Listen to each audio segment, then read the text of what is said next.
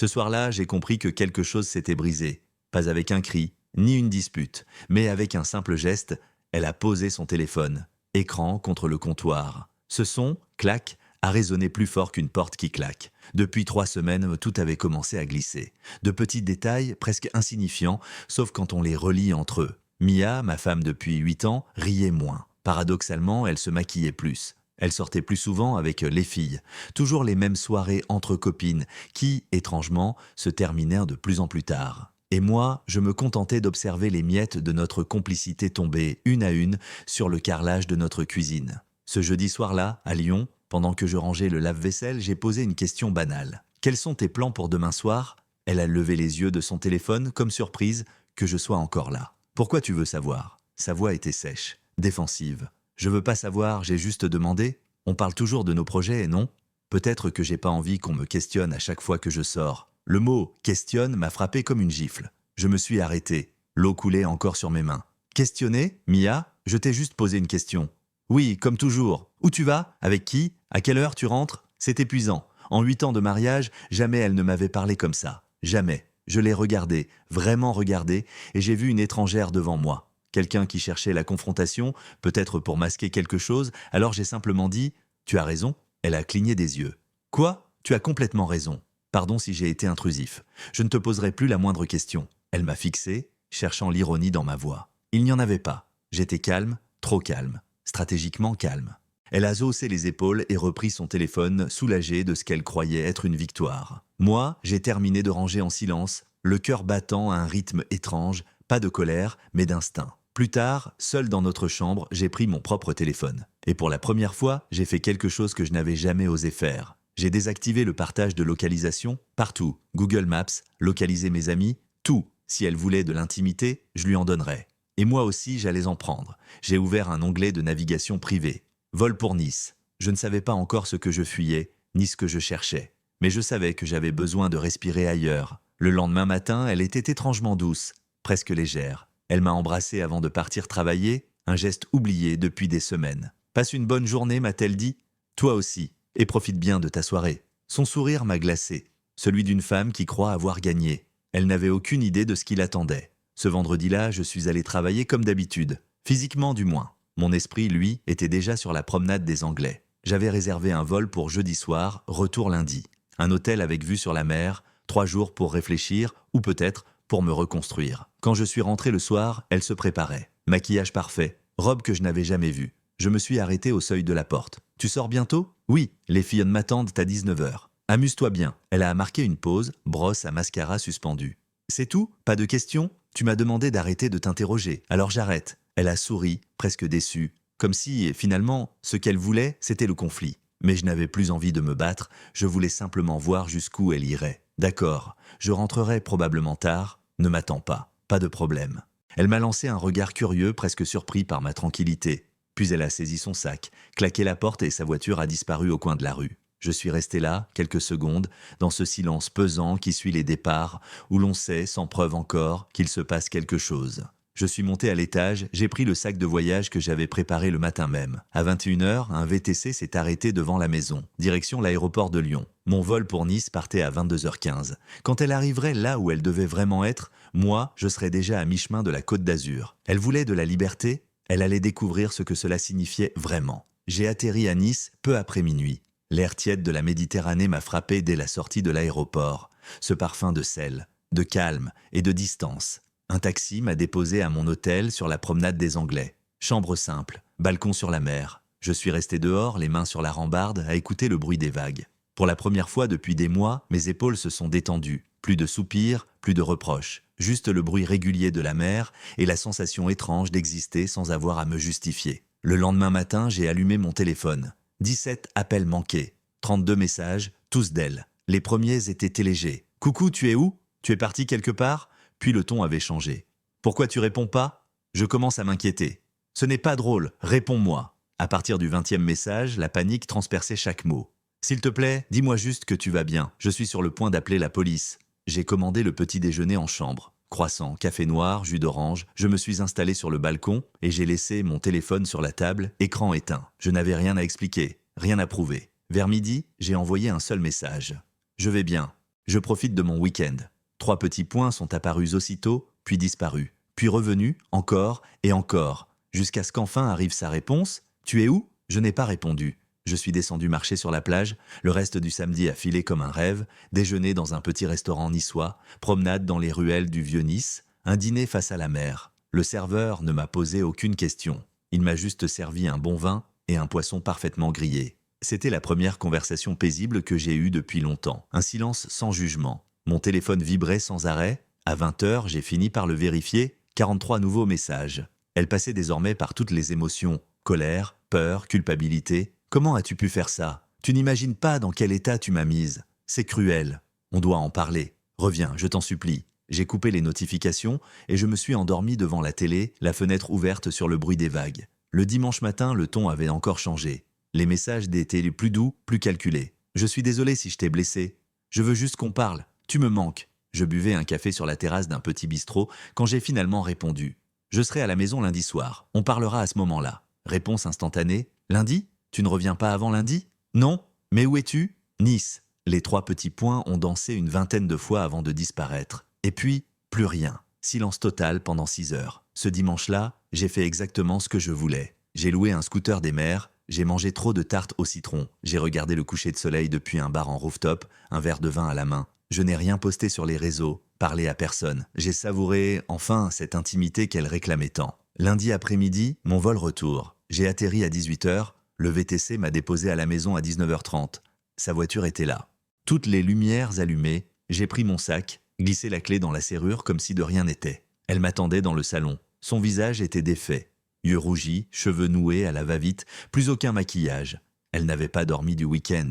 Et moi, pour la première fois depuis longtemps, j'étais prêt à écouter. « Alors, où diable étais-tu » lança-t-elle avant même que je n'aie refermé la porte. Sa voix tremblait d'un mélange de colère et de peur. Je posai calmement mon sac dans l'entrée. « À Nice, je te l'ai dit. Tu me l'as dit dimanche, après que j'ai passé 2 jours à te chercher.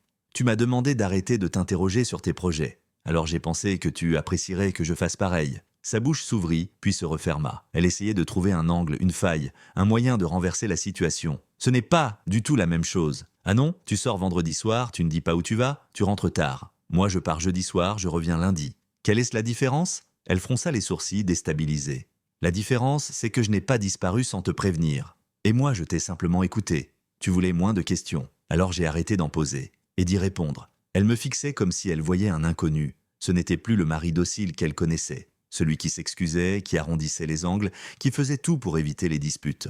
« J'ai essayé de te localiser, dit-elle, la voix plus basse, mais tu avais tout désactivé. J'apprécie mon intimité, répondis-je simplement. Ses yeux s'écarquillèrent. Elle venait de comprendre que je lui renvoyais ses propres mots, et pendant une fraction de seconde, j'ai vu dans son regard la réalisation. Elle avait créé ce silence. C'est ridicule, souffla-t-elle. Tu ne peux pas juste disparaître pour un week-end sans prévenir. Pourquoi pas? Tu m'as dit que poser des questions, c'était interroger. J'ai juste respecté la règle. Ce n'est pas ce que je voulais dire. Alors qu'est-ce que tu voulais dire, Mia? Silence. Elle n'avait pas de réponse. Et elle savait que je savais. Je pris mon sac. Je suis fatigué. Le vol, le travail. On parlera demain si tu veux. Non, on parle maintenant? Non, toi, tu veux parler quand tu choisis. Mais ce soir, non. Je passai devant elle, sa main se referma sur mon bras. Tu ne peux pas te défiler comme ça. Je la regardais. Lâche-moi. Quelque chose dans ma voix la glaça. Sa main retomba aussitôt. Je montai à l'étage, pris une douche, puis sortis dans un silence épais. Elle était assise sur le lit, les yeux pleins de larmes. « Je me suis inquiétée pour toi, murmura-t-elle. « Vraiment? Ou tu t'es inquiété de ne pas savoir où j'étais ?» Aucune réponse. Je me glissai dans le lit, éteignis la lampe. « Bonne nuit. » Elle resta assise, immobile, avant de se tourner sur le côté, le plus loin possible de moi. Cette nuit-là, j'ai dormi comme un enfant. Le premier vrai sommeil depuis des semaines, mardi matin. Elle dormait encore quand je suis parti. Café, silence, porte refermée. Le monde continuait à tourner, sans drame, sans cri. Vers 9h, les messages ont commencé à tomber. On doit parler. Tu ne peux pas m'ignorer. Je mérite une explication. Je répondis pendant ma pause déjeuner. Tu mérites une explication? C'est intéressant. 3 petits points apparurent, puis disparurent. Qu'est-ce que ça veut dire?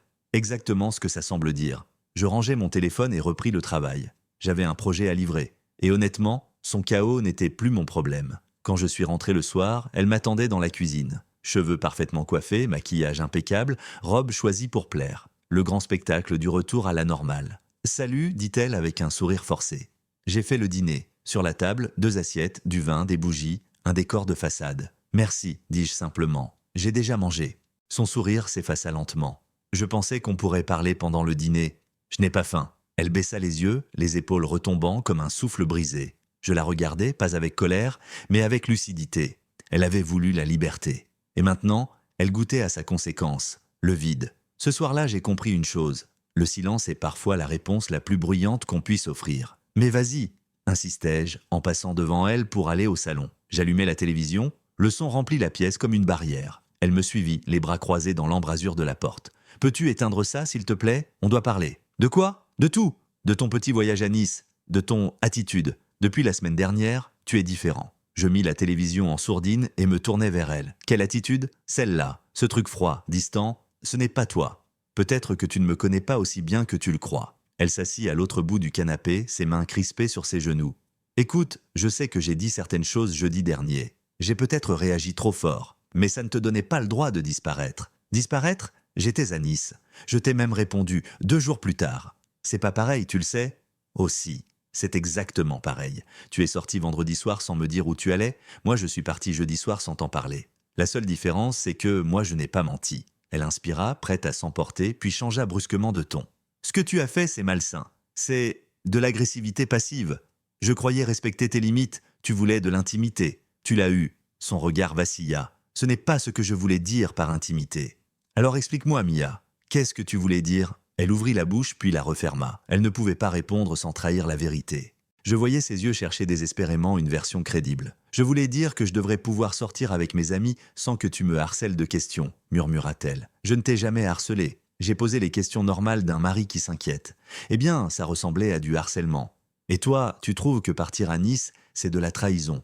On a peut-être juste appris la différence entre ce qu'on ressent et ce qu'on fait subir. » Elle se leva brusquement, la voix tremblante. « Pourquoi tu es comme ça? Comme quoi? Comme si tu t'en foutais. » Je rallumai la télévision. Je me soucie toujours des mêmes choses. L'honnêteté, le respect, la confiance, les bases. Un long silence. Puis d'une voix presque brisée. « Tu penses vraiment que je n'ai pas été honnête ?» Je la regardais. « L'as-tu été ?» La question resta suspendue, entre nous, lourde, brûlante. Elle aurait pu dire la vérité. Elle aurait pu sauver quelque chose, mais elle choisit autre chose, la colère. Je n'arrive pas à croire que tu m'accuses alors que c'est toi qui es parti sans prévenir. Je t'ai dit exactement où j'étais. C'est plus que ce que tu m'as jamais dit sur tes vendredis entre filles. Je t'ai dit que j'étais avec des amis. Lesquels? Pourquoi ça t'importe? Tu as raison, ça n'importe plus. Ça n'importe plus la frappa plus fort qu'un cri. Elle voulut se battre, provoquer une réaction, me tirer hors de mon calme. Mais mon indifférence détruisait le scénario qu'elle avait préparé. « Je vais me coucher, dit-elle d'une voix tremblante. Quand tu seras prêt à vraiment parler, tu sais où me trouver. Bonne nuit. » Elle monta les escaliers, ses pas lourds résonnant dans le silence. La porte claqua. Je restai assis 1 heure de plus, la télévision muette devant moi. Je ne regardais rien, je pensais juste. La femme que j'avais épousée n'aurait pas explosé pour une simple question. Elle ne m'aurait pas fait douter de ma santé mentale pour avoir voulu communiquer. Elle n'aurait pas confondu amour et contrôle, ni caché ses mensonges derrière des mots comme liberté ou indépendance. Quelque chose avait changé. Ou peut-être que tout avait toujours été là et que je venais simplement d'ouvrir les yeux. Les jours suivants, le silence s'installa comme une 3e présence dans la maison. Mercredi, je partis avant qu'elle ne se réveille. Jeudi, je rentrais tard. Les rares conversations portaient sur la météo, les factures, les courses, plus rien de vivant, plus rien de vrai. Vendredi soir, alors que j'étais devant mon ordinateur, sa voix retentit soudain. « Tu as une liaison ?» Je levai les yeux, surpris. « Quoi? Tu m'as entendu? Est-ce qu'il y a quelqu'un d'autre ?» Je la regardai longuement. « C'est ça que tu crois? Qu'est-ce que je suis censé penser d'autre ?» Je souris tristement. Peut-être la même chose que moi. Elle resta là, interdite, sans comprendre que je venais de lui tendre le miroir qu'elle refusait de regarder. Ce soir-là, pour la première fois, elle comprit que le vrai abandon, ce n'était pas mon départ à Nice. C'était le sien, des mois plus tôt, quand elle avait cessé d'être présente tout en restant là. Et moi, je n'avais plus besoin de partir pour être libre. Tu es distant, tu es froid, tu as fait un voyage secret à Nice. Ce n'était pas secret, je t'ai dit où j'étais. Oui, après que tu y sois déjà allé. Je refermai doucement mon ordinateur et levai les yeux vers elle. Laisse-moi te poser une question. Si tu pensais vraiment que j'avais une liaison, pourquoi ta première inquiétude serait-elle que je sois allé à Nice? Pourquoi ne pas te demander avec qui j'étais? Elle cligna des yeux, déstabilisée, piégée par la logique. « Je ne comprends pas ce qui se passe entre nous, » murmura-t-elle. « Ce qui se passe, dis-je calmement, c'est que je te donne exactement ce que tu as demandé. De l'espace, de l'intimité. Pas de questions, pas d'explications. Mais je n'ai jamais demandé ça? Si, Tu l'as juste demandé sans réfléchir à ce que ça donnerait quand ce serait moi qui t'en priverais. Un silence épais s'installa, puis mon téléphone vibra, sur la table, un message de Hugo, mon collègue et ami de longue date. Un verre demain soir? Tu sembles à bout ces derniers temps. Je répondis simplement oui, avec plaisir. Elle observait la scène, méfiante. C'est qui, Hugo? Un collègue. On va prendre un verre demain. Ah, d'accord. Elle attendait que je lui donne les détails. Où, à quelle heure, quand je rentrerai. Les mêmes questions qu'elle m'avait reproché de poser. Je n'en dis rien. Son visage passa par plusieurs émotions. Suspicion, frustration, puis résignation. Amuse-toi bien, finit-elle par dire. Merci. Le lendemain soir, j'ai retrouvé Hugo dans un bar du centre-ville de Lyon. On se connaissait depuis 5 ans. Il avait vu Mia plusieurs fois lors de soirées d'entreprise.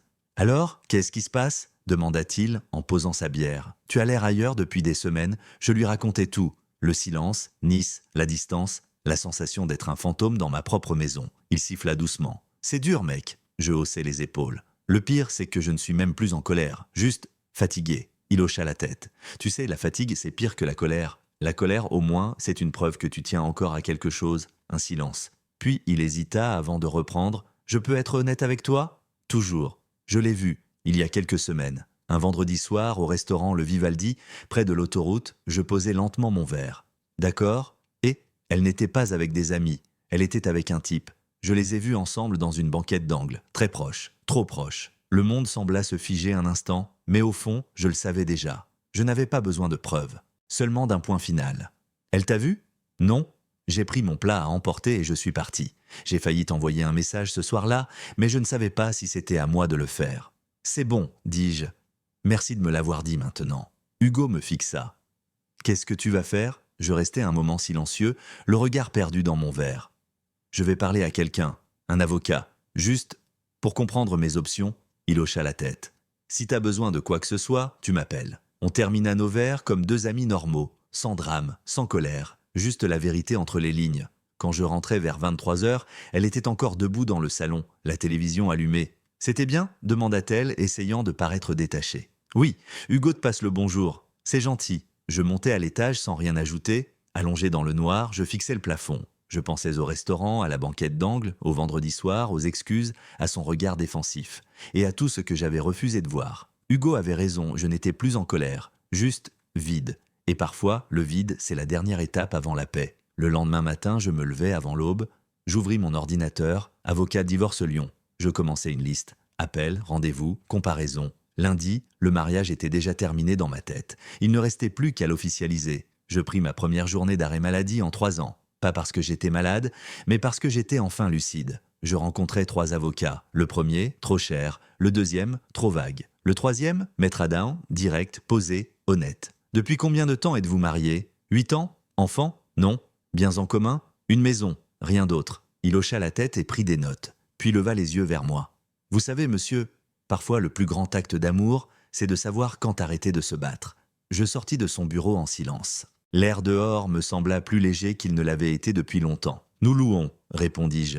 Le bail est à son nom. J'ai emménagé après le mariage. Maître Adam hocha la tête, prenant des notes. Ça simplifie les choses. Des comptes conjoints? Un seul compte courant. J'en ai ouvert un séparé la semaine dernière et transféré la moitié. Parfait? D'autres biens? 2 voitures, toutes les 2 payées. La mienne est à mon nom, la sienne au sien. Quelques meubles, rien de majeur. Bien, divorce par consentement mutuel donc. Vous signez, on dépose, et après le délai légal, c'est terminé. Combien de temps? Minimum 60 jours dans cette région, plus si elle conteste. Elle contestera, dis-je. Elles le font souvent, répondit-il calmement, mais d'après ce que vous m'avez dit, elle n'a aucune base solide pour s'y opposer. Vous voulez sortir de ça? Oui, c'est suffisant. Je l'engageai sur le champ. Pendant 1 heure, nous avons rempli les formulaires, parlé stratégie, organisé les prochaines étapes. Quand je quittais son bureau, je respirais plus librement que depuis des mois. L'après-midi, je mis de l'ordre dans ma vie. Appel à l'assurance pour séparer nos polices, mise à jour de mon dépôt direct vers mon nouveau compte, changement de contact d'urgence au travail, de Mia à Hugo. De petits gestes, mais chacun d'eux reprenait un morceau de ma liberté. Quand je rentrais à la maison ce soir-là, elle était dans la cuisine. Encore un dîner préparé, encore une tentative. « Salut, tu es en retard? Tout va bien? » « Oui, j'avais des courses à faire. »« Oh, eh bien, le dîner est presque prêt. Je n'ai pas faim. » Son visage se crispa. « Tu n'as pas mangé avec moi depuis presque 1 semaine. J'ai été occupé. »« Occupé à m'éviter, tu veux dire ?» Je ne répondis pas. Je me dirigeai vers l'escalier. « Je sais que tu as vu quelqu'un, lança-t-elle dans mon dos. Je m'arrêtai. « Pardon ?» Samedi soir, Hugo t'a dit quelque chose, je le vois. Je me retournai lentement. Qu'est-ce que tu crois qu'il m'a dit, Mia? Elle serrait le bord du plan de travail, les jointures blanchies. Je ne sais pas. Mais tu es différent depuis. Différent comment? Plus froid? Plus distant? Comme si tu avais déjà tiré un trait, je la regardai droit dans les yeux. Peut-être bien. Elle cligna des yeux. Qu'est-ce que ça veut dire? Ça veut dire exactement ce que ça semble dire. Tu veux partir? Je dis que je suis déjà parti. Mentalement, en tout cas, le reste n'est que paperasse. Elle s'approcha de moi, paniquée. Non, non, on peut arranger ça. Quoi que Hugo t'ait dit, quoi que tu penses, ce n'est pas ce que tu crois. Le Vivaldi, vendredi soir, et là, tout le sang quitta son visage. Je n'avais pas besoin d'ajouter un mot. C'était juste un ami, balbutia-t-elle. Juste un ami. Dans un restaurant romantique, un vendredi soir, assis côte à côte dans une banquette d'angle, après m'avoir accusé d'être trop curieux. Ce n'était pas comme ça.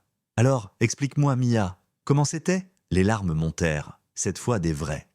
C'est quelqu'un avec qui je travaillais avant. On s'est croisés au supermarché. On a pris un café, puis un dîner. Il traversait une période difficile. Son divorce venait d'être finalisé. Il avait besoin de parler. Et toi, tu étais là pour l'écouter. Elle hocha la tête en pleurant. Je ne voulais pas te blesser. On a juste parlé. De son mariage raté, de la solitude, de la compréhension. Et il s'est plaint de son ex-femme, n'est-ce pas? Tu as compati, peut-être même parlé un peu de moi, de mes questions, de mon contrôle. Et il a hoché la tête parce que c'est ce que font les gens qui veulent quelque chose. Ils valident tout ce que tu dis. Le silence tomba, lourd, définitif. Je la regardai longuement. Le pire, Mia, ce n'est pas ce que tu as fait. C'est la façon dont tu m'as fait douter de moi. Tu m'as fait croire que j'étais le problème. Elle s'effondra, les épaules secouées. Je pris une inspiration. Tu as eu ta liberté, et moi maintenant j'ai retrouvé la mienne. Je sortis de la cuisine sans me retourner, elle m'attendait dans la cuisine, le visage tendu, les yeux gonflés de fatigue. Tu es devenu froid, distant. Même ton silence me fait peur. Mon silence, c'est juste la conséquence de ton mensonge, répondis-je calmement. Elle fronça les sourcils. Tu veux dire quoi exactement? Que tout ça, c'est simple, en réalité. Tu voulais voir un autre homme, pas forcément pour le tromper, pas encore, mais assez pour me cacher la vérité. Et pour ça, tu as cherché la dispute. Tu m'as accusé d'être contrôlant, pour te donner bonne conscience. Elle chancela, se laissa tomber sur une chaise. Ce n'est pas une liaison? Non, pas encore, mais c'est ce vers quoi tu allais, et tu le sais. Ses larmes tombèrent sur la table. Je suis désolé, je ne voulais pas que ça tourne comme ça. Tu savais exactement ce que tu faisais, Mia. Choisir un restaurant à l'autre bout de la ville, t'habiller pour plaire, effacer les messages, ce n'était pas une erreur, c'était une décision. Elle sanglotait maintenant, les mains crispées. On peut réparer ça, je te jure, je couperai tout contact avec lui, on ira voir quelqu'un, on repartira de zéro. Je m'assis en face d'elle, droit, calme, presque vide. Je ne veux pas réparer ça. Quoi, tu veux divorcer? J'en ai déjà pris la décision. Ce n'est pas à cause de lui, c'est à cause de ce que tu es devenu. La femme que j'ai épousée ne m'aurait jamais fait douter de ma santé mentale pour une simple question. Elle n'aurait pas transformé l'inquiétude en faute. Je peux changer? Peut-être? Mais je ne veux pas attendre de voir si tu le feras. Tu n'essaies même pas, je la regardais longuement. Essayer quoi? De te refaire confiance? De dormir à côté de toi en me demandant à qui tu souris sur ton téléphone? De croire à nouveau en une femme qui a eu besoin d'un autre homme pour se sentir vivante? Non, je ne peux pas. Elle resta muette, désemparée. J'ai rencontré un avocat aujourd'hui, dis-je finalement. Les papiers seront prêts avant la fin de la semaine. Elle se leva d'un bond, la voix tremblante. Non, s'il te plaît, je t'aime. Non, tu aimes ce que je représente. La stabilité, le confort, le calme. Mais pas moi. Si tu m'aimais, tu m'aurais respecté assez pour être honnête. Je me levai à mon tour. Je dormirai dans la chambre d'amis le temps de trouver un appartement. La maison est à ton nom. Tu pourras rester ici. C'est à cause de Nice, c'est ça? Tu veux me faire payer? Non. Nice, c'était ma respiration. Ce soir, c'est ma libération. Ce n'est pas une punition, c'est une décision. Je montais sans un mot de plus. Dans la chambre d'amis, je posais un oreiller, quelques affaires. En bas, j'entendais encore ses sanglots étouffés. Vers minuit, un bruit léger. Une feuille glissa sous la porte. Le matin, je la trouvai en me levant. Je sais que j'ai fait une erreur, mais perdre 8 ans pour un dîner entre amis, c'est injuste. Je ferai tout pour arranger les choses. Je la pliai soigneusement et la glissai dans ma poche. Non par sentiment, mais parce que mon avocat en aurait besoin. Le lendemain, tout était étrangement calme. Au bureau, Hugo me demanda « Alors, comment tu tiens ?» Honnêtement, je respire enfin. « Tu mérites mieux, dit-il simplement. Merci de m'avoir dit la vérité sur le Vivaldi. Sans toi, je serais encore en train de douter. » Les vrais amis disent ce que les autres taisent. Ce soir-là, elle tenta un dernier acte désespéré. J'ai tout supprimé, bloqué son numéro, supprimé les messages. Regarde, je regardais son écran sans émotion. D'accord, c'est tout? Oui. Bravo d'avoir enfin fait ce que tu aurais dû faire avant que tout s'effondre. Je veux qu'on y arrive, s'il te plaît. Non, Mia. On ne peut pas rebâtir une maison quand les fondations sont pourries. La confiance, ça ne se recolle pas. Et moi, je n'ai plus la force d'essayer. Elle me fixa avec des yeux perdus. Alors c'est ça? Une seule erreur et tu pars? Je secouai la tête. Non, pas une erreur, une suite de choix. Et celui que je fais ce soir, c'est de partir avant de cesser de me respecter. Ce n'était pas une erreur, c'était une succession de choix. Et le dernier, c'était celui de partir. Je passai devant elle sans un mot, traversai le couloir et fermai la porte de la chambre d'amis. Les papiers de divorce devaient être prêts vendredi. Ce serait la fin. Enfin, vendredi arriva plus vite que prévu. Vers midi, un appel de Maître Adam. Les documents sont finalisés, vous préférez que je les fasse livrer ou souhaitez-vous les remettre en main propre? Je vais venir les chercher. Vous êtes certain? La plupart des gens évident ce moment. Je suis certain. L'enveloppe paraissait plus lourde qu'elle ne l'était réellement. Peut-être parce qu'elle contenait la dernière page d'une histoire que j'avais crue éternelle. Je sortis du bureau plus tôt et pris la route. En arrivant chez nous, elle était là, assise sur le canapé, les yeux fixés sur la porte, comme si elle m'attendait depuis des heures. « Il faut qu'on parle », dit-elle dès que j'entrai. « Oui, il le faut. » Je posai l'enveloppe sur la table basse entre nous. Elle la fixa sans comprendre. « Qu'est-ce que c'est? Les papiers du divorce? J'ai besoin que tu les signes. » Son visage se décomposa. « Tu l'as vraiment fait. Je t'avais prévenu ?» Elle secoua la tête. « Je pensais que, si je te donnais de l'espace, si je te montrais que j'étais prête à changer, ce n'est pas une question d'espace, Mia. C'est une question de respect. Et tu as cessé d'en avoir pour moi le jour où tu as choisi de me cacher la vérité. » Ses mains tremblaient. Elle prit l'enveloppe, la retourna, puis la reposa sans l'ouvrir. « Je ne peux pas signer ça. Tu le feras tôt ou tard. Si tu refuses, ça prendra juste plus de temps, mais le résultat sera le même. » Elle releva les yeux vers moi, la colère remplaçant la peur. « Tu es allé à Nice pour me punir? Non, je suis allé à Nice pour respirer. Et c'est là que j'ai compris une chose.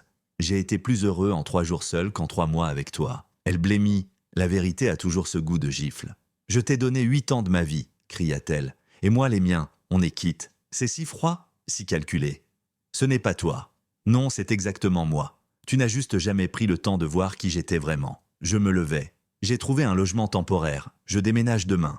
Tu peux garder les meubles, tout ce que tu veux. Où tu vas? Ça n'a plus d'importance. » Elle resta debout dans l'embrasure de la porte, m'observant faire mes valises en silence. « Mes parents vont poser des questions, » murmura-t-elle. « Alors dis-leur la vérité. Ou invente ce que tu veux. Je ne suis plus concernée. » Elle baissa les yeux, la voix tremblante. « Je t'aimais? Passé? C'est un mot honnête, au moins. Ce n'est pas ce que je voulais dire. C'est pourtant ce que tu as dit. » Je fermai mon sac. « Je reviendrai demain pour le reste. Ne sois pas là, ce sera plus simple. » Elle m'observa sans bouger. « C'est vraiment fini? » « Oui.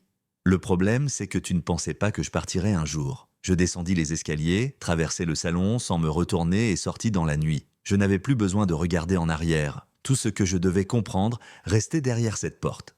L'appartement que j'avais trouvé n'avait rien d'extraordinaire. Une seule pièce, un petit balcon, un vieux canapé. Mais c'était à moi. Pas de souvenirs, pas de promesses, pas de blessures. Je commandai une pizza, branchai la télé, et pour la première fois depuis des mois, le silence ne me faisait pas peur. Il me calmait, j'étais seul. Et j'étais enfin en paix. Le lendemain matin, je retournai à la maison. Elle n'y était plus, comme convenu. Je rangeai le reste de mes affaires, chargeai le camion que Hugo m'avait prêté. Sur le comptoir, une enveloppe m'attendait, les papiers du divorce signés. À côté, une simple note, écrite d'une main tremblante. « Je te souhaite de trouver la paix que je n'ai pas su te donner. » Je souris, à peine. C'était la première phrase sincère qu'elle m'écrivait depuis longtemps. Je n'étais pas surpris. Maître Adam m'avait prévenu. Elle contestera peut-être, mais ça ne changera rien. Et il avait raison. Le processus était enclenché. Il n'y aurait plus de retour. Le dimanche suivant, je dormis tard, préparai des œufs brouillés dans ma propre cuisine et sortis courir le long du Rhône. Je ne fis rien de productif. Et pour la première fois depuis longtemps, c'était parfait. Le lundi, retour à la routine, café, métro, travail. Pas de drame, pas de message, juste le silence tranquille d'une vie redevenue ordinaire. Hugo me rejoignit à la pause. Alors, le nouvel appart? Calme. Calme comme apaisé ou calme comme vide? Calme simplement. Et c'est déjà énorme. 3 semaines plus tard, Maître Adam m'appela. Bonne nouvelle, elle a signé. Enfin, elle réclame la moitié de la valeur de votre voiture. Je m'en doutais, je m'en occuperai. Le reste se régla sans heurts. Pas de cris, pas de vengeance. 67 jours après le dépôt, tout était officiel. Divorcé, libre. 6 mois plus tard, le hasard fit son œuvre. Je la croisai au supermarché. Elle avait changé, plus pâle, les épaules rentrées, les traits tirés. Nos regards se croisèrent. Elle entr'ouvrit la bouche comme pour dire quelque chose. Je me contentais de hocher la tête et passer mon chemin. Il n'y avait plus rien à dire. Le week-end suivant, je pris l'avion pour Nice. Même hôtel, même plage. Mais cette fois, je ne fuyais rien. Je revenais à l'endroit où tout avait recommencé. Je marchais pieds nus sur le sable chaud, une bière à la main, observant la mer qui se repliait lentement sur elle-même. Il y a un an, j'étais venu ici pour respirer. Aujourd'hui, j'étais venu pour vivre. Un an plus tard, je reconnaissais à peine ma vie d'avant. Mon petit studio avait laissé place à un appartement clair, 3 pièces, dans un quartier vivant. J'avais repris la musculation, retrouvé des amis que j'avais perdus de vue et obtenu une promotion au travail. Un midi, Hugo et moi déjeunions en terrasse. « Tu as une sacrée mine, mec. Sérieusement, t'es méconnaissable. Je me sens bien, mieux que depuis des années. Des regrets? Aucun. » Il hocha la tête, un sourire au coin des lèvres. J'ai entendu dire qu'elle s'est fiancée. Je haussai les épaules. Tant mieux pour elle, c'est tout? Oui.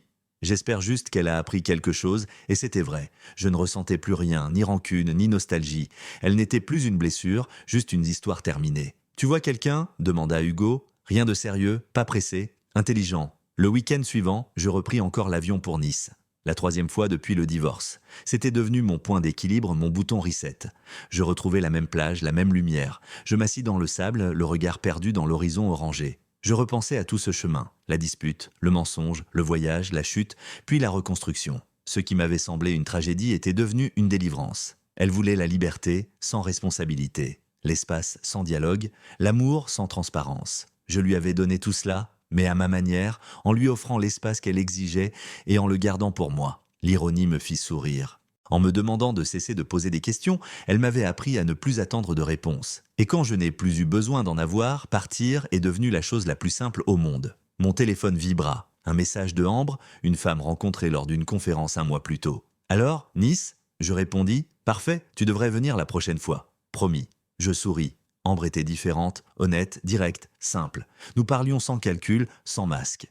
Peut-être que ça irait quelque part, peut-être pas, mais je n'avais plus besoin de certitude. Le soleil glissa lentement sous la mer, peignant le ciel de cuivre et de lavande. Je terminai mon verre, brossai le sable de mon short et me levai.